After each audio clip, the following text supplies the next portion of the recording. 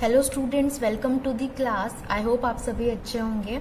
हमारे previous video lecture में हमने बच्चों 3 डायमेंशनल लैटिस के बारे में पढ़ा था। 3 डायमेंशनल लैटिस और 7 सिस्टम ऑफ लैटिस, ये सब कुछ पढ़ा था। और हमने एक ट्रिक भी देखी थी कि कैसे हम उसे याद रख सकते हैं, कैसे उनमें नंबर ऑफ साइड्स को इक्वल रहती है, कैसे नहीं इक्वल रहती है, कौन कौन से एंगल्स 90 रहते हैं, कौन से नहीं 90 रहते हैं।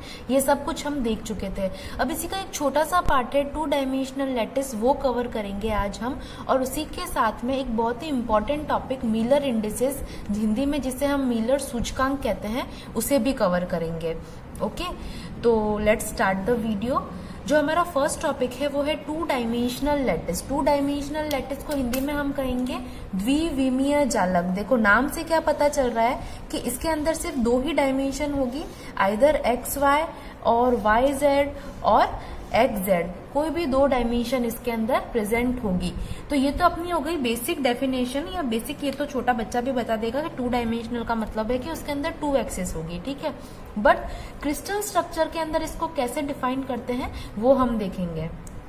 ये जैसे कि 10 point groups in 2 dimensional produces 5 distinct Brevis lattice.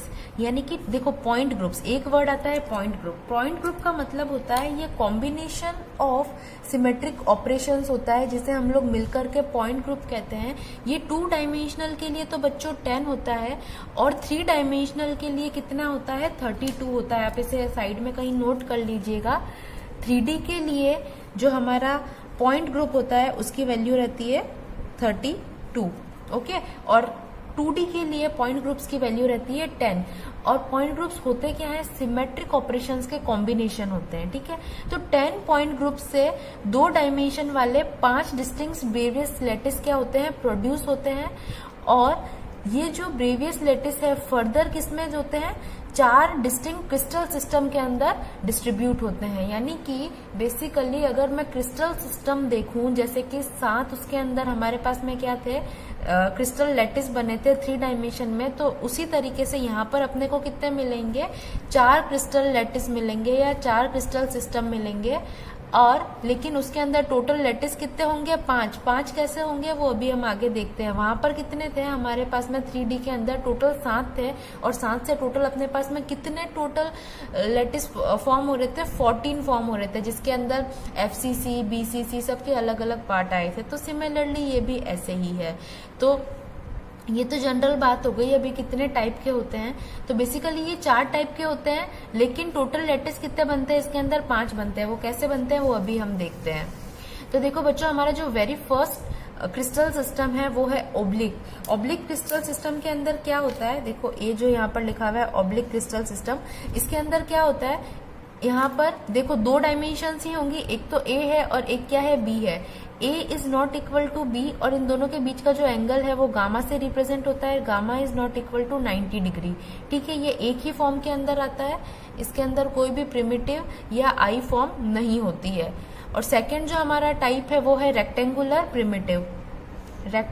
Primitive. इसके अंदर क्या होता है, रेक्टेंगुलर का मतलब हो गया a is not equal to b. Generally rectangle को हम ऐसे ही डिफाइन करते हैं कि उसकी लंबाई जो होती है वो चौड़ाई के बराबर नहीं होती है, और गामा की वैल्यू रहती है वो किसके बराबर रहती है, 90 डिग्री के बराबर। और इसी का एक और पार्ट है रेक्टेंगुलर सेंटर्ड। इसके अंदर एक जो हमारा लैटिस होता है वो किसके अंदर होता है, सेंटर के अंदर होता है। और यहाँ पर क्या रहेगा, जस्ट कॉर्नर के अंदर रहेगा, इसीलिए इसको प्रिमिटिव कहा और इसको क्या कहा, सेंटर्ड कहा। तो ये इसका एक एक्स्ट्रा टाइप हो गया है रेक्टेंगुलर का ही, रेक्टेंगुलर सेंटर्ड। अगेन इसके अंदर a is not equal to b and gamma is equal to क्या आ जाएगा, 90 डिग्री आ जाएगा। और हमारा जो फोर्थ पार्ट होगा वो है स्क्वायर। यहाँ पर देखो बच्चों, square crystal system. Square crystal system नाम से ही पता चल रहा है स्क्वायर होगा, a is equal to b and gamma will be equal to 90 degree. Gamma कौन सा एंगल है, ए और बी के बीच का एंगल है। देखो बच्चों, ये वाला जो एंगल है वो है हमारा गामा। और अगेन हमारे पास में आता है हेक्सागोनल, जो हमारा लास्ट टाइप है। हेक्सागोनल के अंदर क्या फर्क रहेगा, स्क्वायर से ये थोड़ा ही डिफरेंट होता है। इसके अंदर भी ए इज इक्वल टू तो बी होता है, बट इसके अंदर जो एंगल होता है वो 90 डिग्री ना होकर के किसके बराबर होता है, 120 डिग्री 120 डिग्री के इक्वल रहता है।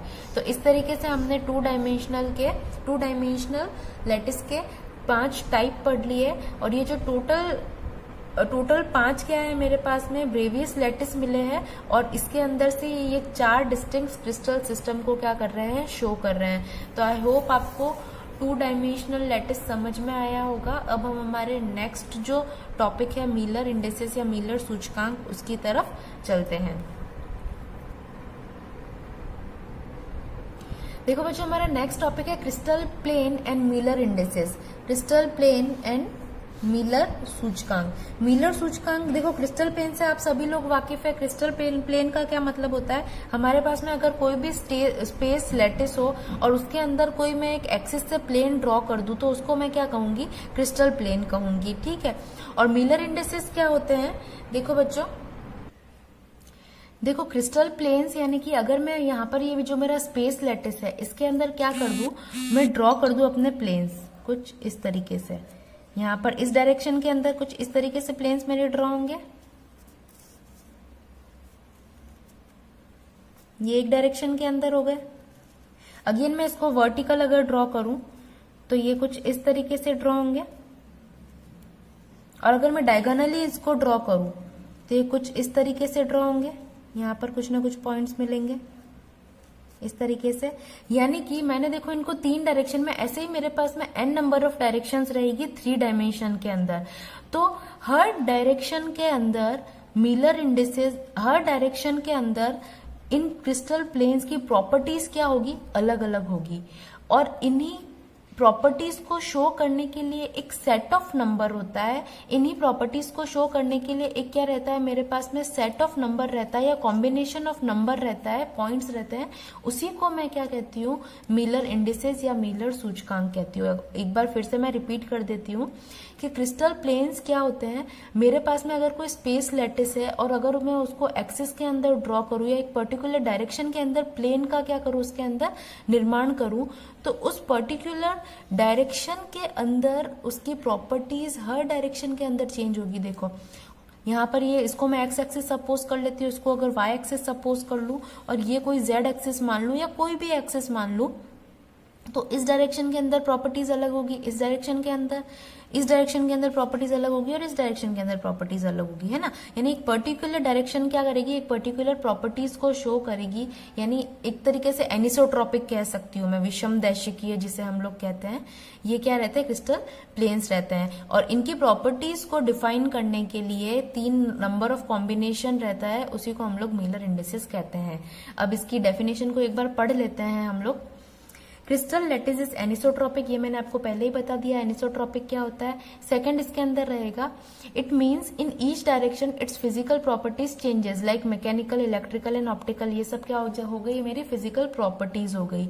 उसके बाद में थर्ड पॉइंट जो है वो मिलर इंडिसेस की डेफिनेशन है, that Miller indices are 3 number of combination which define the properties of plane. जो क्या करती है, प्रॉपर्टीज ऑफ प्लेन को क्या करती है, डिफाइन करती है। और इसको रिप्रेजेंट करते हैं हम small h, small k and l से। देखो बच्चों, मैंने यहाँ गलती से कॉमा लगा दिया, यहाँ पे कॉमा हम लोग यूज नहीं करते हैं। स्मॉल से इसको क्या करेंगे, हम लोग रिप्रेजेंट करेंगे। अब यहाँ तक तो हमने समझ लिया कि मिलर इंडिसेस होते क्या हैं और क्या। अब हम लोग ये देखेंगे कि इसको कैसे ड्रॉ करते हैं या कैसे फाइंड आउट करते हैं मिलर इंडिसेस को।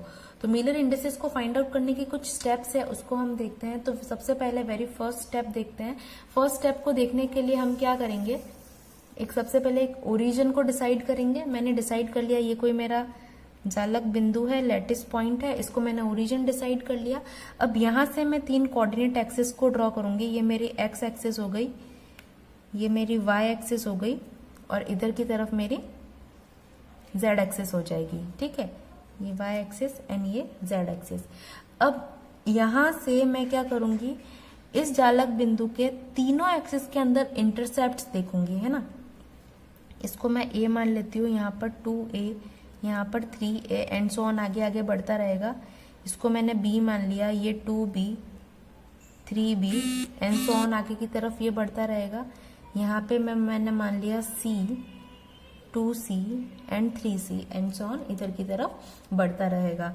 तो सपोज करो यहाँ से मेरे जो इस जालक बिंदु के इंटरसेप्ट है या कोई प्लेन में ड्रॉ कर रही हूँ उसके इंटरसेप्ट है इस पॉइंट पर, इस पॉइंट पर और इस पॉइंट पर। अब मैं क्या करूंगी, इन तीनों पॉइंट्स को एक इमेजिनरी लाइन से या इसको एक इमेजिनरी प्लेन मान लूंगी। इस तरीके से डैश डैश करके इसको हम लोग मिला देंगे। तो यहां से देखो मुझे x, y and z direction के अंदर इंटरसेप्ट कौन कौन से मिल गए। x डायरेक्शन के अंदर मुझे मिला 3a, y डायरेक्शन के अंदर मुझे मिला 2b एंड z डायरेक्शन के अंदर मुझे मिला 3c। ओके, ये तीनों डायरेक्शन के मेरे पास में इंटरसेप्ट्स हो गए। अब देखो फर्स्ट स्टेप में हमको यही करना है, इसी को मैंने लिखा है, देखो एक बार रीड कर लेते हैं। टेक अ पॉइंट और एटम एज अ ओरिजिन, हमने क्या लिया, इस पॉइंट को और इस एटम को क्या कर लिया, एज अ ओरिजिन ले लिया, as a origin and construct 3 coordinate axis, x axis, y axis and z axis हमने क्या कर दिया, कंस्ट्रक्ट कर दिए। उसके बाद में नेक्स्ट पॉइंट क्या है, find the intercepts of the plane along the 3 axis. तो इन 3 एक्सिस के अलोंग मैंने क्या कर दिया, प्लेन्स के इंटरसेप्ट ले लिए, जो कि 3a, 2b एंड 3c आए।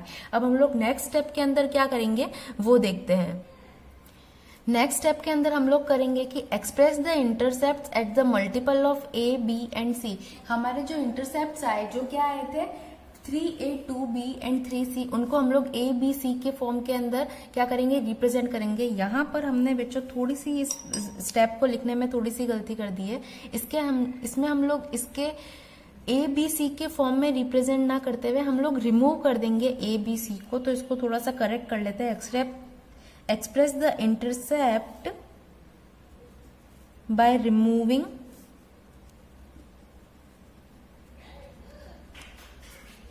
Multiple of a, b and c. Okay, तो अब हम लोग, हमारे पास में क्या क्या इंटरसेप्ट आए थे बच्चों, इंटरसेप्ट आए थे 3a, 2b, 3c। तो इसके अंदर अब हम लोग, हमारे पास में क्या बच जाएंगे, 3, 2, 3, यही बचेंगे, 3, 2, 3।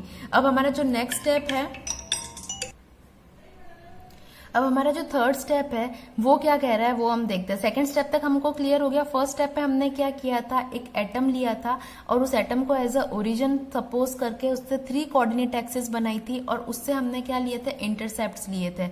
इंटरसेप्ट्स कौन कौन से थे, इंटरसेप्ट्स हमारे आए 3a, 2b एंड 3c और उसके मल्टीपल में a, b, c को हमने क्या कर दिया, सेकंड स्टेप के अंदर रिमूव कर दिया। अब हमारा जो थर्ड स्टेप है वो क्या कह रहा है कि हमको रेसिप्रोकल लेना है इन इंटरसेप्ट्स का। तो इंटरसेप्ट्स मेरे पास में कितने हैं, 3, 2 और 3। इसको रेसिप्रोकल को हम रिप्रेजेंट करेंगे p, q एंड r से। तो यहाँ पर रेसिप्रोकल हो जाएगा 1 divided by 3, 1 divided by 2 and 1 divided by 3 again.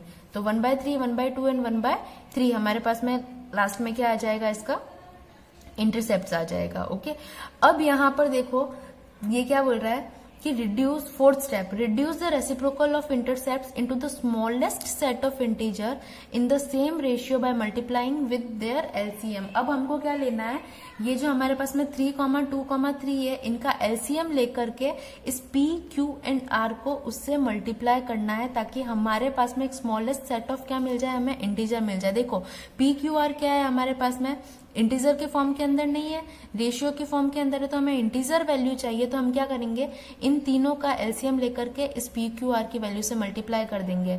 तो देखो इस केस के अंदर 3, 2, 3 का अगर मैं एलसीएम लूं तो एलसीएम मेरे पास में कितना आ जाएगा, LCM will be equal to 6। और अब मैं इस 6 को मल्टीपल करूंगी 1/3 से, 1/3 इंटू 6, सेकेंड आ जाएगा 1/2 इंटू 6 और थर्ड मेरे पास में अगेन आ जाएगा 1/3 इंटू 6। तो मेरे पास में क्या वैल्यू आ गई, यहाँ से 2 से कट हो जाएगा, यहाँ पे 3 से कट हो जाएगा और यहाँ से अगेन 2 पे कट हो जाएगा।